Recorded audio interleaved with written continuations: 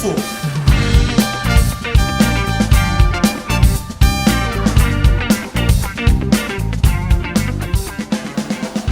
또 왜?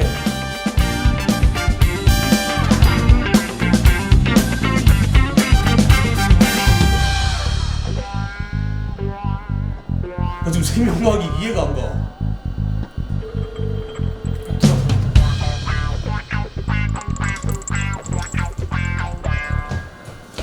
내가 지금 세균이랑 바이러스 차이점이 아예 이해가 안 가. 야 근데 내일이 시험이면 포기해 그냥. 아, 그거 좀 알려줘봐. 아, 나보고 어쩌라고 지금. 야 그럼 이 사람 볼래? 이 사람 그나마 괜찮은 것 같더라. 이게 뭐야?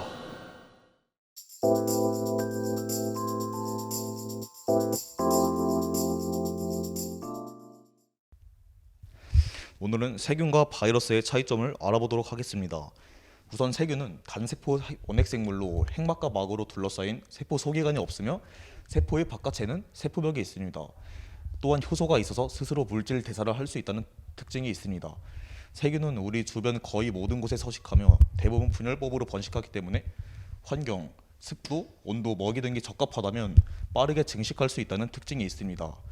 하지만 바이러스는 세포의 구조를 갖추지 못해 숙주가 없으면 독립적으로 물질 대사를 할 수 없는 등 생물과 무생물의 특징을 동시에 갖고 있고 세균에 비해서 상대적으로 크기가 작다는 특징을 가지고 있습니다.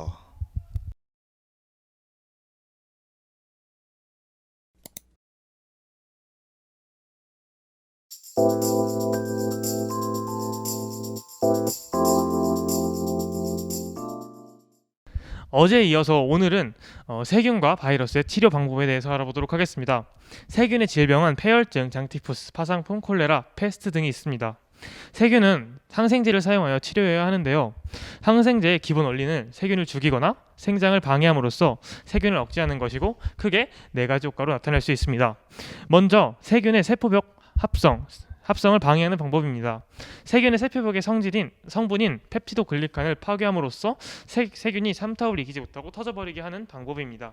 두 번째, 세포막을 파괴하는 방법입니다. 이는 세균의 원형 질막과 결합함으로써 막구조의 특수성을 파괴해서 세균을 죽이는 방법입니다.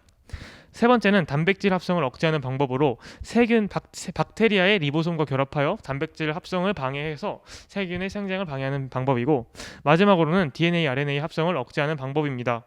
생성 관련 효소와 결합해 핵산 유전물질 합성을 억제하고 방해하는 방식으로 작용하는 방식을 말합니다. 하지만 이런 항생제도 과다하게 사용하면 항생제 내성 세균이 나타날 수 있기 때문에 적절 용법과 용량을 지켜서 사용하는 것이 중요합니다. 이어서 바이러스로 인한 질병과 그 질병의 치료 방법에 대해서 알아보도록 하겠습니다. 먼저 바이러스로 나타날 수 있는 대표적인 질병에는 독감, 감기, 에이즈, 담배 모자이크, 에볼라, 그리고 요즘 핫한 코로나 바이러스 등이 있습니다. 그럼 이러한 바이러스로 인한 질병은 어떻게 해결할까요? 바이러스는 세균과 달리 세포 소기관의 일부가 없기 때문에 대부분의 항진균제나 항생제가 통하지 않습니다.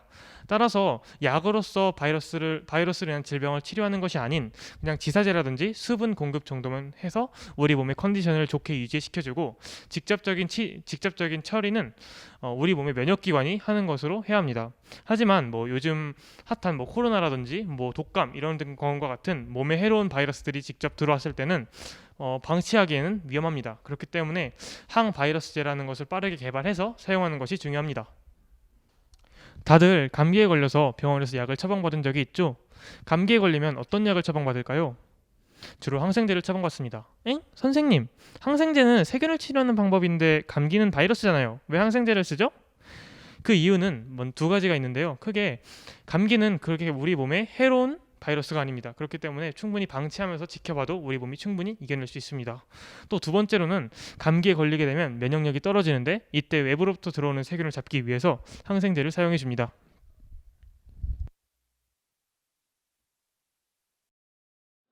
이제 어느 정도 이해가 갔지? 아니, 안 가. 나가 그냥.